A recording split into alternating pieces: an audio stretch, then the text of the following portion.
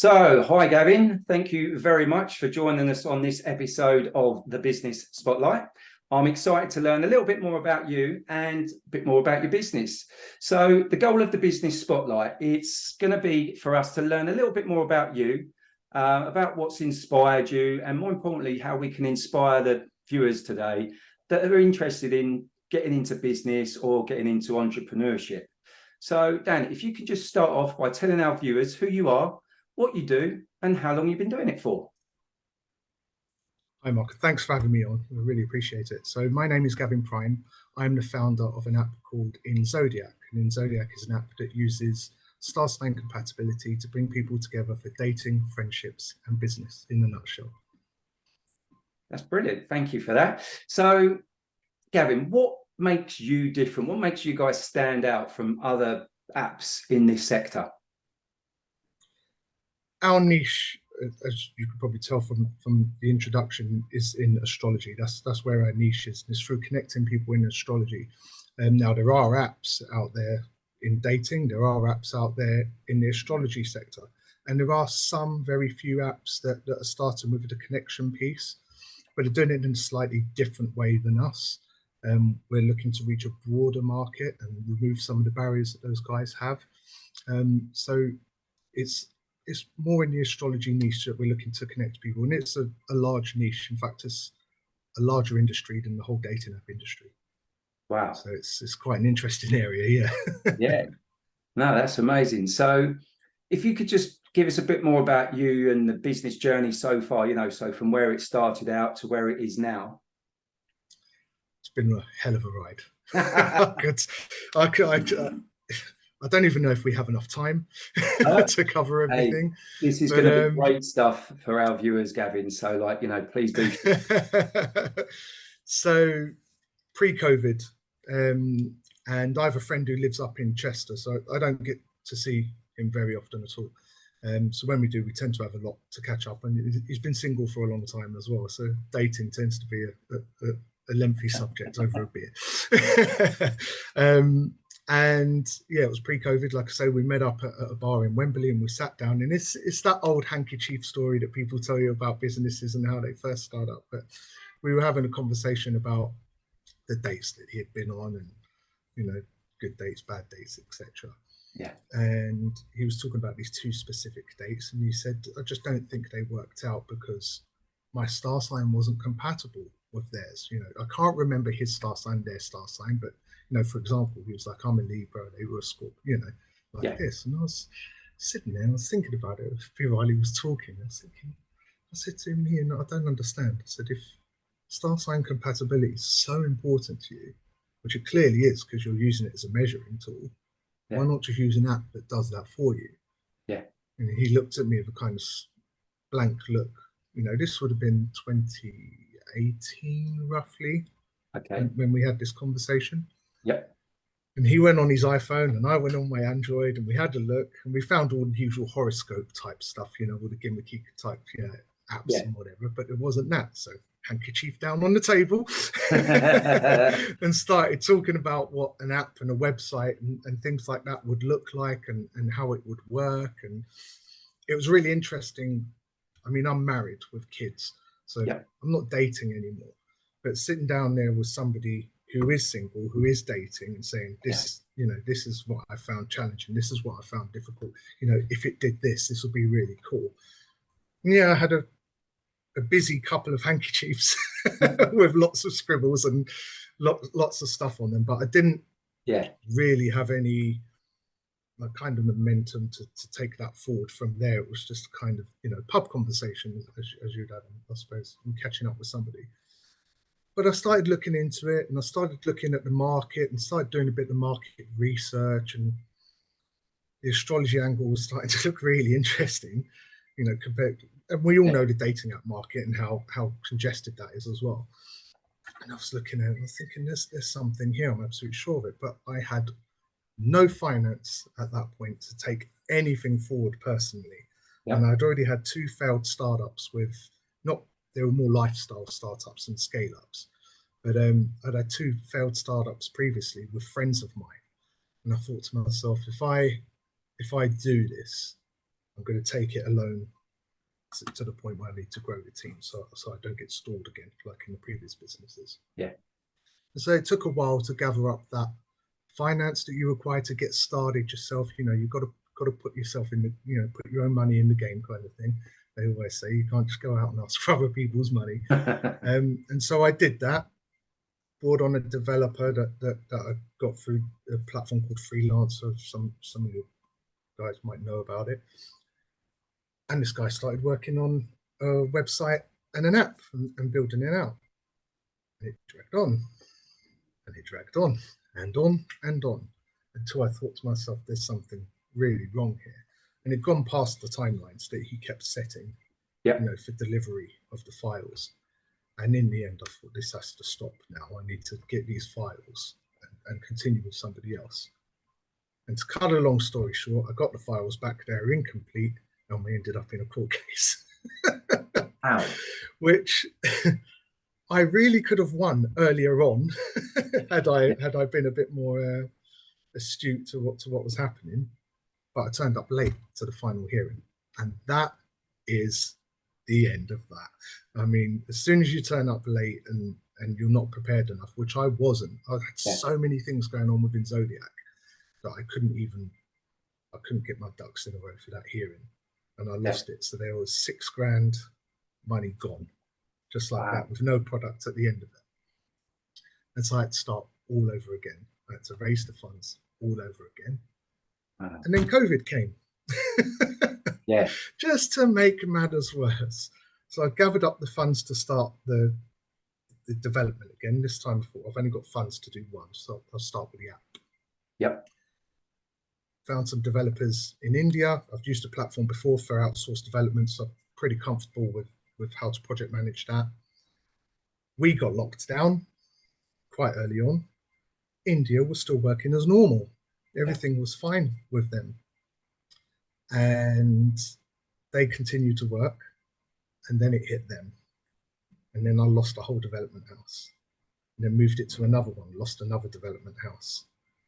And at this point, I had a bounce back loan as well, which was just going like this as I was losing these development teams.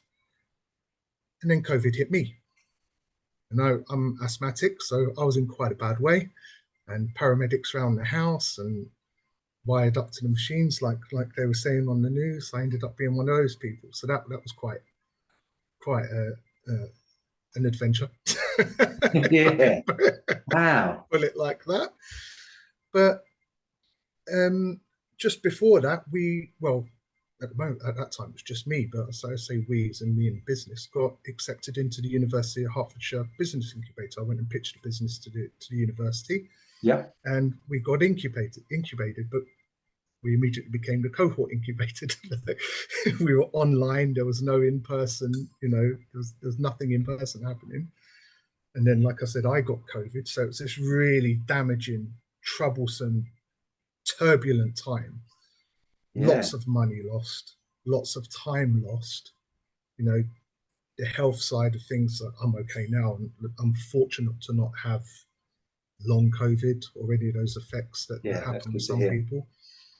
Yeah, but I came out the other side. And now we've got some real traction going. But that period from beginning to just post-COVID was... I saw businesses drop out. In fact, there's only one or two of us left from my original cohort. All the rest of them are gone. Okay. So really challenging time, really, really challenging time. But we got through it. We've got a prototype. An MVP's due on Monday. And I'm at the conference this week as well, the GDI conference. So, oh, wow. Yeah, all good things. Been nominated for Great British Entrepreneur of the Year. Congratulations. Finals for that, for Technology Entrepreneur of the Year. And we got nominated as a top 50 startup at the World Festival Awards in San Francisco. Wow, kudos to you. Yeah, we've just we've come out of that, and now we're on the up now, and we're doing things, and we've got a team. That sounds amazing. What a journey. Wow, what a journey. It's been unbelievable. That is unbelievable. Yeah. So, I mean, wow, for you to get through all of that, not just from a business point of view, Gavin, but also on a personal level as well. I mean, that's sort of true entrepreneurism at its best. You know, the tenacity that you need to have to get through that is just phenomenal. So that's a great share. And I'm sure a lot of our viewers today will sort of like take something from that. So, I mean, you've brought us up to date now. So going forward, what's the future hold? You know, what sort of challenges do you think you're going to have going forward, and where do you see the business in the next year or two? So at the moment, I suppose short term, we're going back to the kind of traditional challenges that business have within finances, and have kind of pulled up as much of my own personal resources as I can now. And it's looking like probably friends and family round before anything, and try and take that as far down the road as possible before a seed round. Yeah. But yeah, it's about getting that traction, launching the app. The students are back at the university at the end of this month. I think it is middle to the end of this month, Freshers Week and stuff. Yeah. So that's when we can start liaising with the student union and having the focus groups and using the app and getting the feedback as part of our lean methods now that we're applying. And hopefully from there it's onwards and upwards. I mean, the UK is a fairly small market for us, you know, in the grand scheme of things for this niche. So the US and India are the obvious markets. Yeah. So at the moment, we're kind of using the UK as the test bed to see exactly. We're doing the compatibility segment, and we're putting into it what we are, but what do the users want to see, and what do they want from this? Because they could steer us in a completely different direction. Yeah. Yeah, no, I think that's a very key point to make. I think, you know, I know going global is a phenomenal vision to have. And like you've just said, if the UK market is quite a small sector for you, to do that sort of golden test and measure on that as a marketplace to give you some of those stats and results back before you launch it from a global point of view makes a lot of sense, doesn't it? So, so no, that's really absolutely good. So moving on to yourself then, Gavin, as the business owner, what's your biggest lesson today? And if you used to choose just one, what would it be and why? Biggest lesson, just one. Yeah, there's been a few. I wouldn't say any are more important than the other, but if I had to choose just one, I would say choose your team wisely. Yeah, would probably be the best one. Like I say, they've all been lessons. They've all been, a lot of them have been really hard lessons. But I think that one still resonates to now, to present time. It's making sure that the people that are coming into the business and the people that are working within Inzodiac are the right people, not just in the short term, the long term. They have the correct characteristics for the brand going forward. Yeah. I think that would be key, I'd say. Yeah. Yeah, I think it's definitely one of the key areas. I think I don't know if you've read it, Jim Collins' book, Good to Great, refers quite often to about a great team and about having the right people on the bus. So yeah, if you haven't read that, that's a high recommend on that one. And it's tough. It's tough for us as startups, because if there's businesses like me and entrepreneurs like me that are in the group, some people may not have those networks. You know, they might not have those team members straight away from you off. You have to build them from nothing.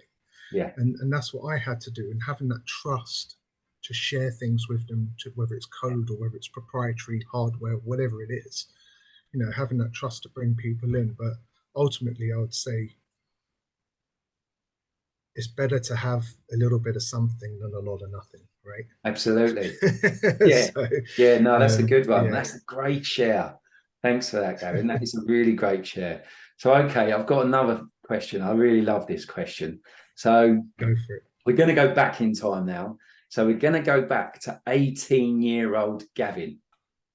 So what would be the one useful piece of information that Gavin now would give to an 18-year-old Gavin? Because I think a lot of our viewers will gain a lot from this share. So yeah, you're going back in time to an 18-year-old Gavin. What would be the pieces of advice that you would give to your 18-year-old self? it's funny because that isn't actually as complicated a question for me. We've spoken about it recently. Some friends of mine Oh at the wow. weekend, actually, I was saying if I was younger, I wish I'd known. And so coming into the tech startup world has been really new. I've entered it in my 40s. Yeah. But I was in love with tech since I was real young, really, really young. Sci-fi and tech since I was knee-height to grasshoppers. So I, I, if I was talking to 18-year-old Gavin who had nobody in his family or extended network or friends that were in any kind of business or tech world or anything like that, which is my upbringing. I was from a low-income council estate in Camden. Yep. You know, me and my extended family, there was nobody that had that. I would probably tell him about the rest of the tech startup world, and that there is something there to pursue. And because I never knew it, I never knew it. And once I kind of explored the IT angle of my interest and bored of it, I strayed away from it. But it stayed my interest forever. And Yeah. I just needed to know that this existed. Yeah. If I'd known this existed and got into it when I was 18 or 19, well, who knows where we'd be now. Yeah. Wow. That's some powerful stuff. That's great. Thank you for that. So No worries. what inspires you, Gavin? I mean, what is it that gives you that fire in your belly? You know, is it your family? I mean, you've mentioned team. Is it the learnings, the listenings, great podcasts like this? What is it that truly inspires you? Well, it depends what you're talking about. Are you talking about my personal life? Are you talking about my professional life? Are you talking about just my drive? They're Well, all yeah, kind I of mean, separate. there's quite an overlap, but yeah, what is it that drives you? Mm. I mean, you know, it can be your choice, but you know, it can be a I personal mean, thing that I drives you. suppose this is a business. This is a business cast, right? So Yeah, we'll kind of stick to that. But like I just said,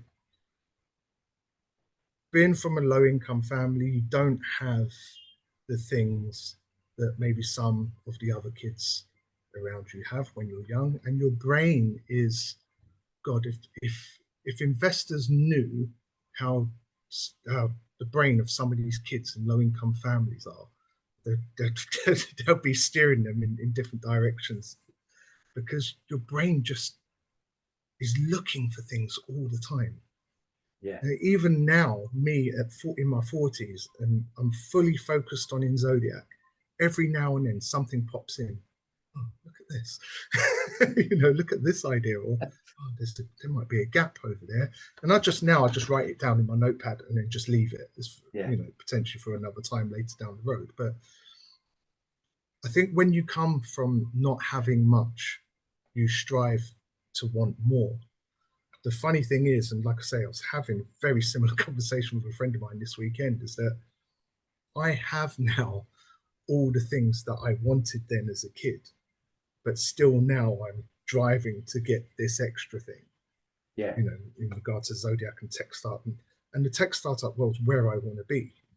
I just wish I knew about it sooner. And I think that's the driver. I think is yeah, when you kind of developed yourself as a person around not much, yeah, you're easily pleased as you go through stages, in a sense, aren't you? Because yeah, you've had nothing,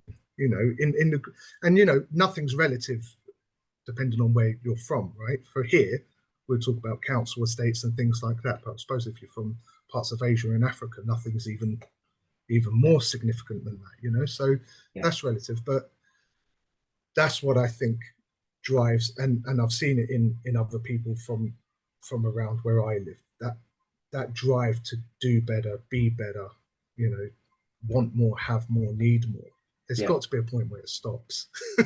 There has to be a stop point. Well, I But think, there's a saying, when you're green, you grow, when you're ripe, you rot. So I think if you're always chasing something else that fires you up, that gives you that passion, that inspires you on a daily basis, then, I think sometimes it's nice just to keep thinking that that's where you're going to be going, moving forwards, as opposed to stagnating or going. as a, as a kid, we'd say in the, like I say, in the estate, by the time I'm older, Yeah, I want my own house, my own car, my own family.